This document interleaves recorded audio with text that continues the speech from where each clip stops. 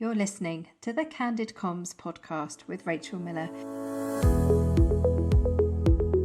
Join me every week for practical advice and inspirational ideas to help you focus on all things internal communication related.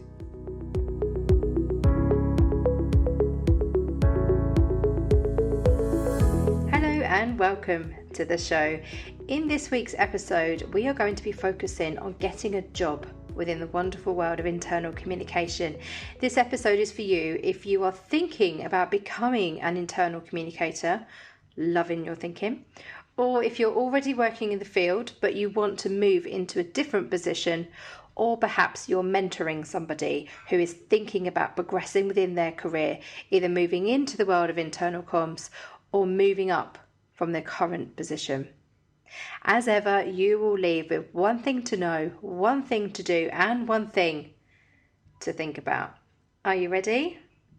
Let's get started. How do you find a job in the world of internal communication?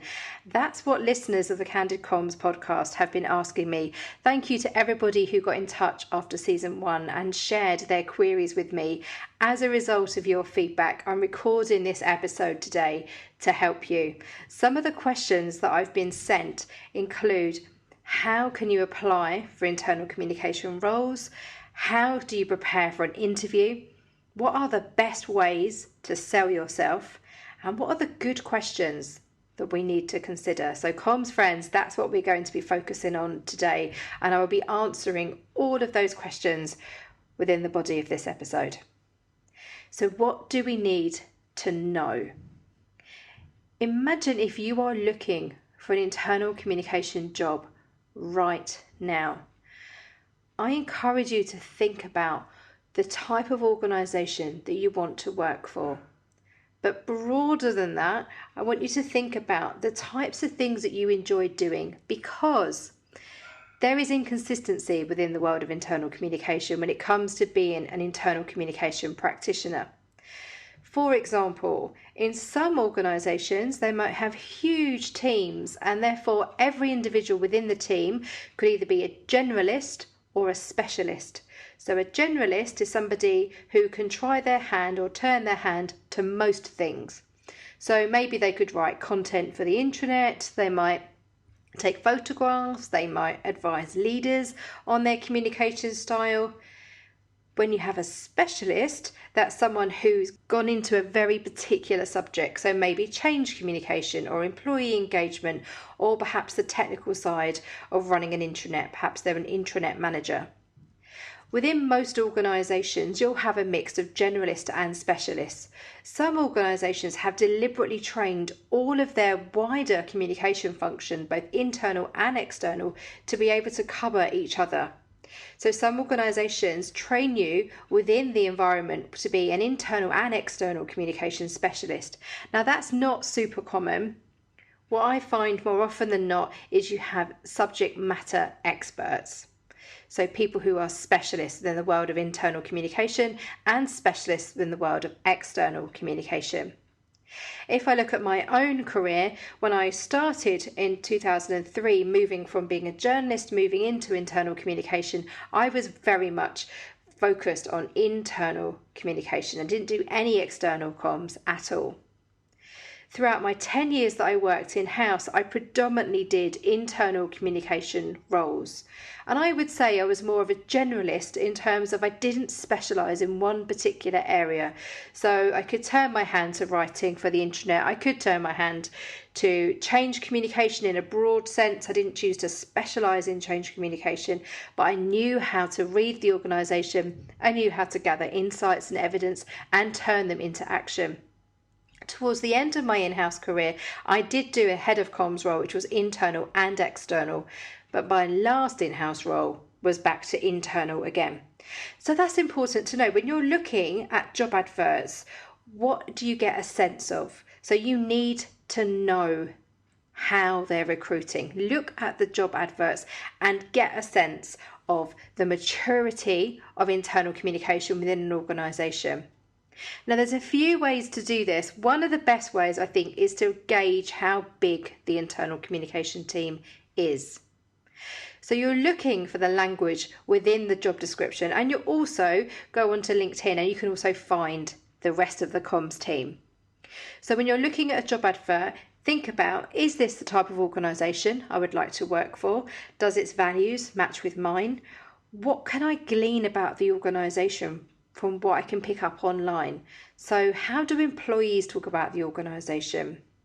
What does it say on the organisation's Glassdoor profile, which is known as the TripAdvisor for organisations? If you've never come across Glassdoor before, go to glassdoor.com. There's quite a few different variations of this website around now. There's other people who are doing something similar. I'll include some notes in the show notes at allthingsic.com/podcast. But what you're looking for here, comms friends, is what does the organisation say about itself? And what do employees say? And is there a disconnect between what the organisation says, maybe in job descriptions and value statements and information on their recruitment website, versus what its employees are saying on their own social media and what they're saying on Glassdoor when they're reviewing things like the management, the pay, the culture? So we need to do our homework. Also, when you're looking at a job description, if it says you will be the very first internal communicator in the organisation, this could go one of two ways in my experience. And I've done this, I've gone into an organisation and been the very first comms professional. You have a blank canvas. So depending on where you're at in your internal communication career, you may decide this is an amazing challenge that you want to get your teeth into and really help shape the function, set it up, create channels, set standards. Or maybe what you actually want is to have somebody who is above you that you can learn from. I was helping somebody recently who's been going through interview processes trying to find a new job, and I asked her, what is it that a great environment looks like for you? And she said, I really want to learn from somebody. I want to be working in-house and I want to have a really supportive manager who will teach me things about internal communication. And that was really helpful because it then narrowed down her search. So anything that came through in terms of job adverts that had one person where you are a team of one, that would not be the right fit for her, because she knew she's been working in internal communication for 3 years. She knew that she wanted to be in a really supportive environment that will help her grow and develop on the job. So when you're looking for roles, and I wonder if you're going through this situation at the moment, you're looking for a job and you're not quite sure where to look and you're not quite sure where to start. My advice is to make yourself visible. So this is something that you need to do. Make yourself visible if you are looking for a job. There are functions now within LinkedIn where you can change your profile. I guess let's back up. If you don't have a LinkedIn profile, get a LinkedIn profile. This is known as your professional CV online. I think of it as a window into your world. So this is your professional world, and you're helping employees get a sense of who you are, what's important to you, the experience that you have, and the things that you're interested in. So one thing to do is create a LinkedIn profile if you don't have one. And if you do have one, imagine it through the eyes of a recruiter. So look back at the experience that you've had. Think about the positions that you may have held already, or if you're brand new into the world of work, have you got any volunteering experience that you can include in there? What have you done outside work that could be really valuable to add? That could be languages that you speak, it could be volunteering opportunities with the Scouts perhaps, or young people's clubs, or maybe volunteering for local charities. Whatever you do that you think would be useful and valuable for potential employment, make sure that's reflected on your LinkedIn. It's important that you're also aware of how you come across in terms of the way you present yourself, not just about your experience and the language that you're using in terms of describing the things that you've done, but your photograph as well. Make sure that it's a professional looking shot. This doesn't mean you need to go out and spend money having professional shots taken. My LinkedIn profile for years, the photo that I used everywhere, actually, across all of my social profiles. My husband took in our sitting room. We took a photograph off the wall, and we took a photograph of me standing in front of where the picture had been on the wall. And in fact, because we had taken a picture down off the wall, if you look closely, there was a little hole above my head where we're taking out the pin where the photograph was hanging, where the picture was hanging. So you don't need to have a professional shot, but it shouldn't be a selfie. It shouldn't be a photograph of you at a wedding with a tuxedo on or a nice outfit on where you've cropped out somebody else who was standing next to you because you think that's a good photo of you. Probably is, and that'll be brilliant for Facebook, but think about a recruiter. Now, they're not hiring you for what you look like, but having an awareness, particularly when you're working in comms, of branding and how you come across is really important.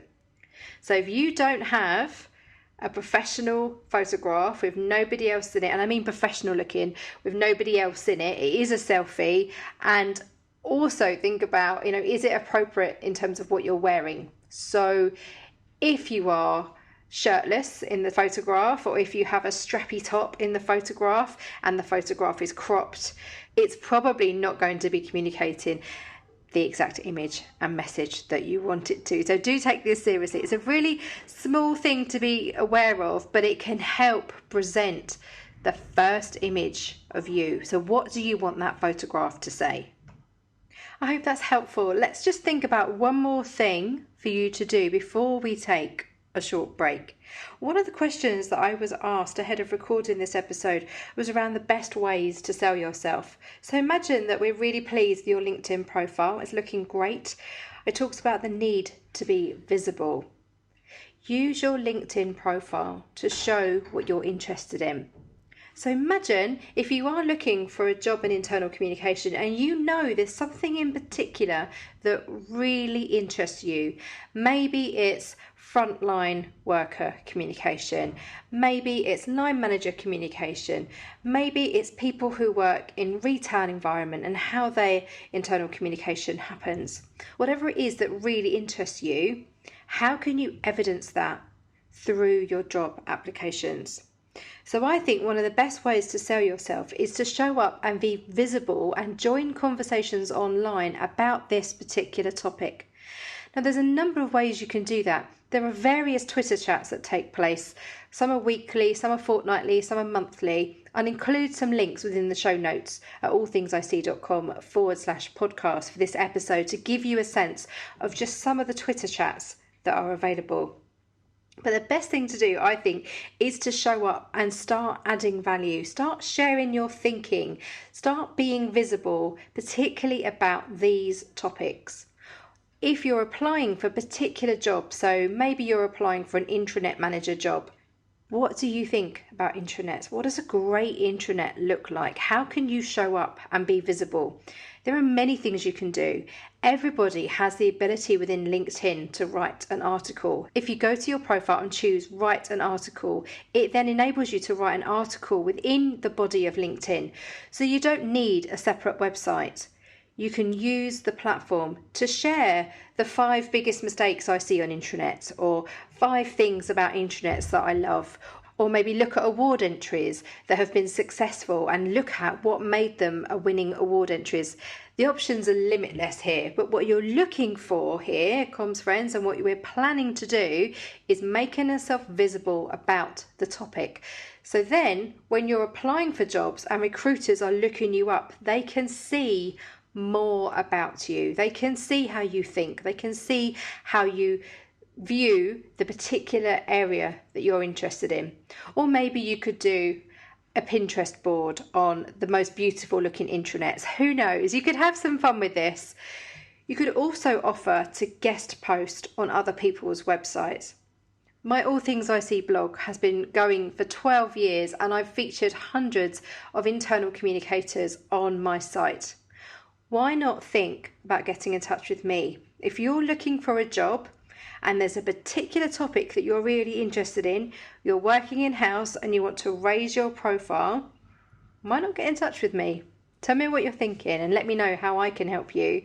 Feel free to get in touch via allthingsic.com/contact and let me know.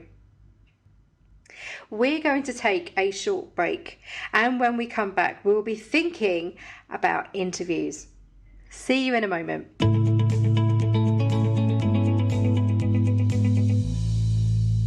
Comms friends, are you looking for internal communication training courses at a time that suits you? If so, I've got you covered. Check out my range of online masterclasses at allthingsic.thinkific.com. There's a whole range to choose from how to be an internal communicator, to how to create a 90-day plan, how to be a comms consultant exploration, an internal communicator's guide to hybrid working, and an introduction to internal communication channels.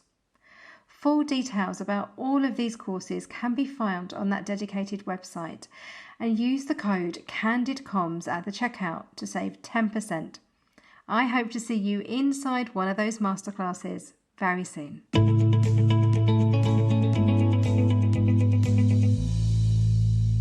Welcome back. In the final part of today's episode, we're going to work through the questions that were shared with me. So this is what we need to think about. Now, we've already talked about applying for internal communication roles, but I just want to expand on that a little bit in terms of how you submit your applications, and it will vary from organisation to organisation. Some people need you to have a CV. Other people require you to fill in a questionnaire. I've even seen some people require you to do a video as part of an application. So make sure that you read through the requirements really, really carefully. It's also worth bearing in mind whether the role is going through an agency or it's direct. Sometimes organisations recruit in both ways, where the company themselves will have a job advert on their website as well as put it out to various agencies, whether they're comms recruiters or another type of recruiter.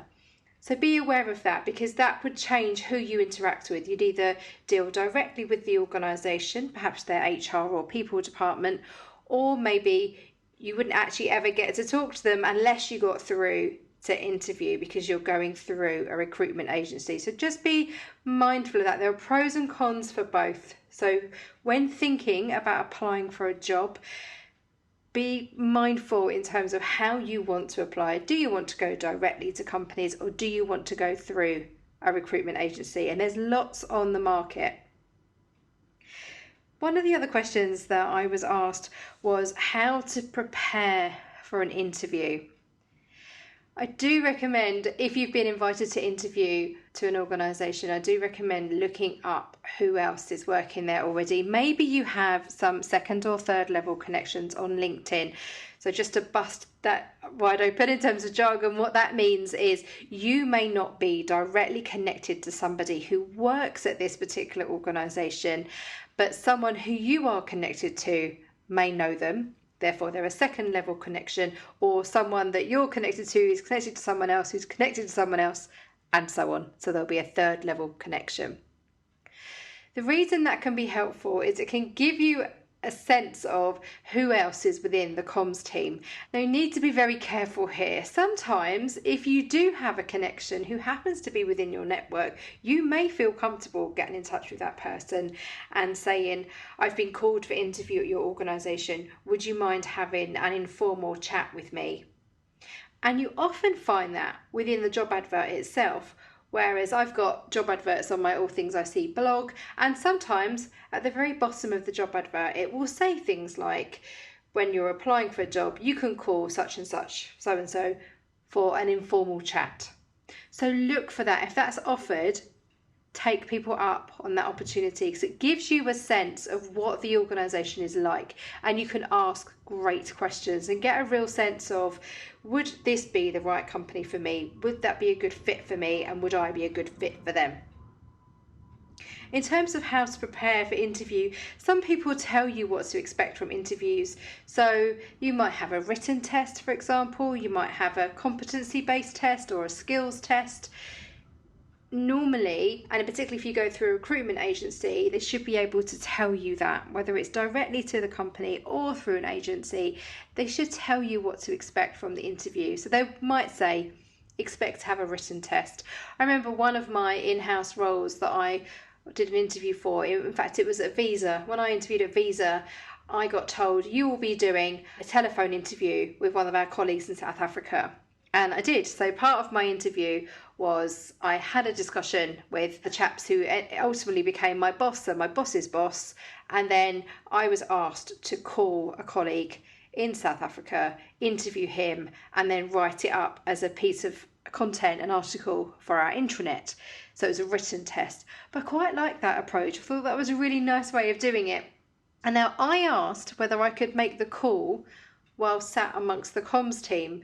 And that was twofold really. I lived a really long way away from the office. The office was in Paddington in West London, and I lived in Southend in Essex, which is on the east coast. It's a pretty long train journey. And I thought by the time I get home and worked out when I'd be able to call this person, it would be a really long time to then write it up and send the test back. So I thought, what if I did it here? What if I was able to do it? And then I'd have an opportunity to get to meet the rest of the comms team if they sit me in the comms team. And that's exactly what happened. And it worked beautifully for me because I not only got to speak to my colleague in South Africa, eventual colleague in South Africa, and interview him and write it up, but I got to see their systems, I got to see what they were using, I got to sit amongst the comms team and have a really informal chat. And I was the only candidate to do that. Now, it wasn't some big design or big plan, but what it gave me, comms friends, was an indication of who are these people, what would they be like to work with. And in fact, it's one of the best jobs that I ever had in-house. The team were brilliant, as I discovered from that very short snapshot into their world and what they were doing. So when you're thinking about preparing for interview, something that I also did actually for that interview was I remember coming with my portfolio. And I remember, I've actually got my head in my hands as I'm recording this. I remember feeling, I think they'll probably want to see examples of my written work. So I went in with a folder, and I remember talking to my eventual boss's boss during one of my interviews. And I said to him, I've brought my portfolio for you to see. And he said, well, I don't need to see that. It's up to you. Do you want to show me anything in particular in there that you want to show me? And I said, oh, no, not particularly. I just wondered whether you'd want to see my writing. And he said, no. And it was, it makes me cringe now if I think back on it. But I thought that was what would be expected of me. It was one of my very first comms jobs. I hadn't really had many comms jobs before that, and I thought that would probably be what was expected. And it wasn't. So top tip, do ask in advance, am I required to bring anything? Because I ended up just lugging this portfolio from Essex to West London and back again. So avoid that. Thinking about how to prepare for interview as well, think about it is a cultural fit in terms of, are you right for the organisation and are they right for you? So one of the questions I was asked was around good questions to consider. When you're thinking about good questions, this in fact was a conversation that I had recently in one of my power hours with Comms Pros. I offer power hours that Comms Pros can choose to use for whatever they need, whether you want to test an idea with me or run a campaign by me, or in this particular scenario recently, I was helping somebody prepare for a final stage interview. And we had this discussion around questions, and she was asking me, what questions do you think I should be asking in the interview? And I said, well, what have they asked you already? And we talked through that. And we talked very candidly, as you would expect.